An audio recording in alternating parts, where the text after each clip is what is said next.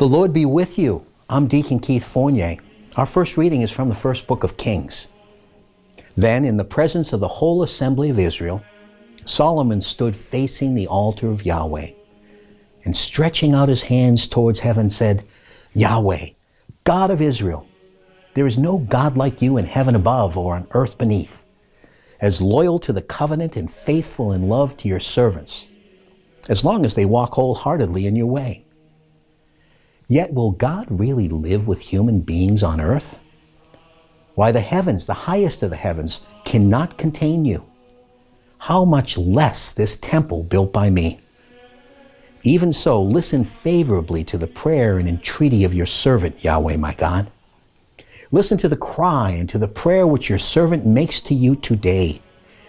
Day and night may your eyes watch over this temple, over this place of which you have said, my name will be there. Listen to the prayer which your servant offers in this place. Listen to the entreaty of your servant and of your people Israel. Whenever they pray in this place, listen from the place where you reside in heaven. And when you hear, forgive. In our response, from Psalm 84. Even the sparrow has found a home, the swallow a nest to place its young. Your altars, Yahweh Sabaoth, my King and my God. How blessed are those who live in your house. They shall praise you continually. Blessed those who find their strength in you, whose hearts are set on pilgrimage. Better one day in your courts than 1,000 at my own devices. To stand on the threshold of God's house than to live in the tents of the wicked. For Yahweh God is a rampart and shield. He gives grace and glory.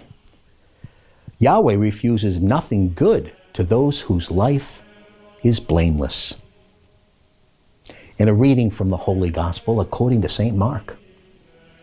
The Pharisees and some of the scribes who had come from Jerusalem gathered round Jesus, and they noticed that some of his disciples were eating with unclean hands, that is, without washing them.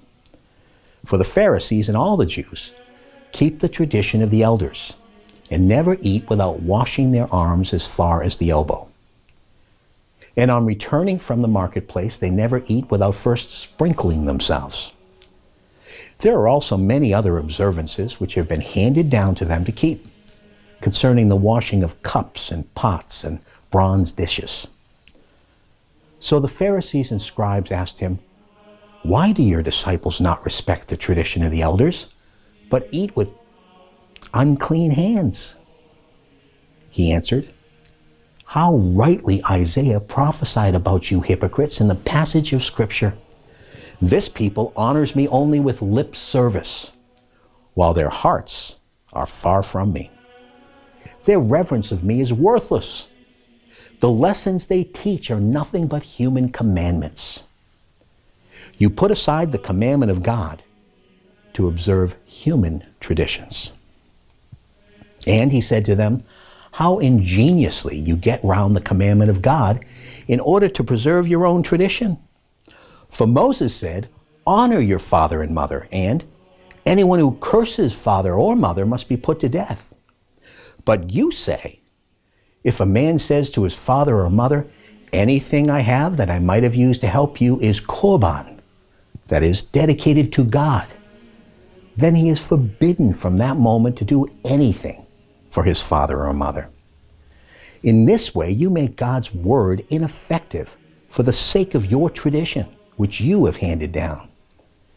And you do many other things like this. The Gospel of the Lord.